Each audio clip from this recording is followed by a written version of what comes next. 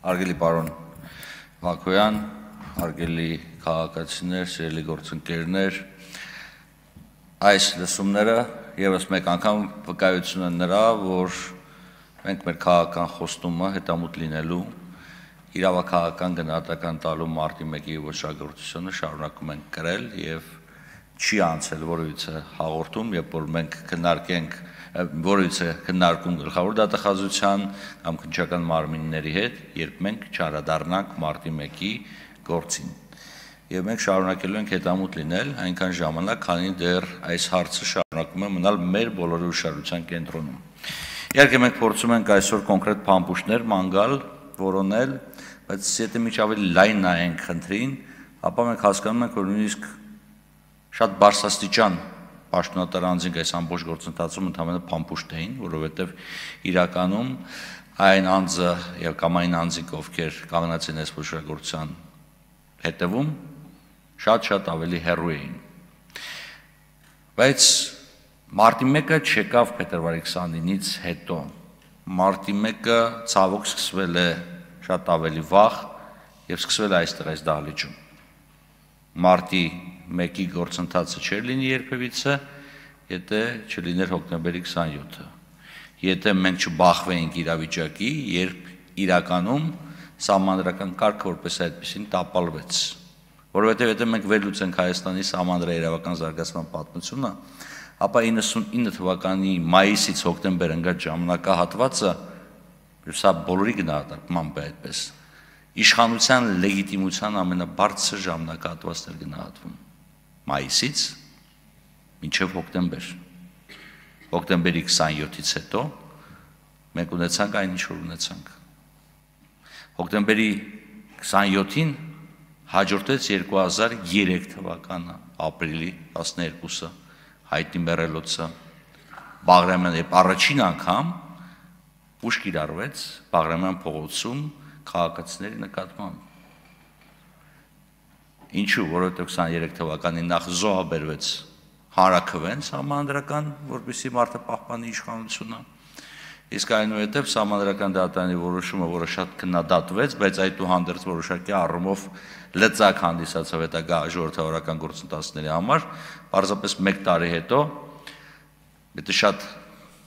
ոչ կոռեկտ արտահայտությունից թույլ տամ, ստացվում է հետևյալ, որ սահմանադրական դատարանի որոշման ապահովումը այդ ժամանակվա իշխանությունները ապահովեցին ջրցան մեքենաների օգտագործմամբ, ապացուցելով, որ վստահության հանրաքվեն կարող է իրականացվի միայն այդ եղանակով։ Այնուհետ մարտի 1-ն էր։ Գիտեք, շատ պետություններ կան, որոնք համաչափ ուժ են գործադրում, անհամաչափ ուժ են գործադրում, կներեք, այդ թվում հավաքի մասնակիցների նկատմամբ։ Դա որևիցե եղանակով գովելի չէ եւ մշտապես շարունակելու է մնալ դատապարտելի։ Բայց ես կուզենայի մարտի 1-ը առանձնացնել այլ տեսանկյունից։ Այն սովորական ուժ չէր եւ սովորական հանրահավաք չէր, դա ֆուտբոլային խուլիգանների հավաք չէր։ Դա մարդկանց բողոքներ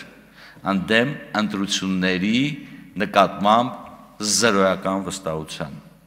Եվ սահմանադրական դատարանում պետք է քննվեր հարցը։ Եվ բոլորիս համար պարզ էր, որ այդ մեծ հավաքների պարագայում հնարավորություն տալ, որպեսզի իրավական գործընթացները ընթանան արտակարգ դրության ռեժիմից դուրս, երևի թե անհնար կլիներ։ Եվ դրա համար պետք էր ցավոք այդպիսի գործընթաց։ Ես չեմ մոռանա Մաշտոցի պողոտայի վրայի կանանց, որոնք պատշգամբերից գոռում էին հատուկ նշանակության զորքերին, տղեկ ջան, խնդրում եմ, մի առաջ եկեք, խնդրում եմ, շատ եմ խնդրում, մի շարժվեք առաջ, խնդրում եմ։ Այդ ձայնը մինչև հիմա իմ ականջներից մեջ չեմ։ Բայց տեղի ունեցավ այն ինչ որ տեղի ունեցավ։ Բայց ես չեմ կարող այստեղ օբյեկտիվ չլինեմ եւ չասեմ նաեւ, որ այդ օրն էլ որոշակի առումով հիասթափացրեց նաեւ այն մարդկանցով այդտեղ հավաքվել էր, որովհետեւ այն անձում համար հավաքվել էին եւ այն անձում վստահել էին եւ այն անձը ում հետ կապում էին Հայաստանի սահմանադրաիրավական զարգացման նորմալ ապագան ըստ էության հեռացավ եւ այդպես էլ չմասնակցեց։ Կներեք, չեմ ուզում շատ քաղաքական մեկնաբանություններ տամ, ոչ ոքից չի կարելի պահանջել, որ ինքը հերոս լինի, բայց Ես այդուհանդերձ չհասկացա ինչպես կարելի էր այդ ամենը թողնել եւ հեռանալ։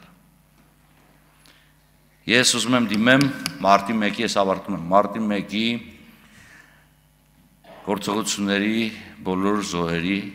եւ տուժածների հարազատներին, առանց տարբերելու,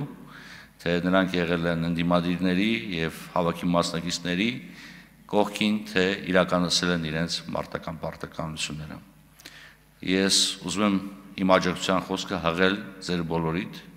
եւ ասեմ մի կարևոր բան։ Գիտեք, այն որ դուք այստեղ եք, այն որ այսօր Հայաստանում ժողովրդավարական գործընթացներ են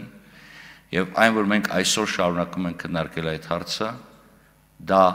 նաեւ այն պատճառով է, որ ձեր հարազատները այս ժողովրդավարական իրավիճակը գնահատել են շատ ավելի կարևոր, քան սեփական կյանքը եւ առողջությունը։ Ես խոնարհում եմ բոլորի առջև, մենք շարունակելու ենք հետամուտ լինենք այս գործընթացի նկատմամբ, բայց ես շատ կուզենամ, որ մենք այս գործընթացները նայենք շատ ավելի լայն եւ անենք ամեն հնարավոր եւ անհնարին, որ հետագայում Հայաստանի Հանրապետությունը Աստված մի արասցե չբախվի որևիցե նման զարգացման հետ։ Շնորհակալություն։ Չմոռանաք հավանել տեսանյութը եւ բաժանորդագրվել Civic AM-ի YouTube-յան էջին։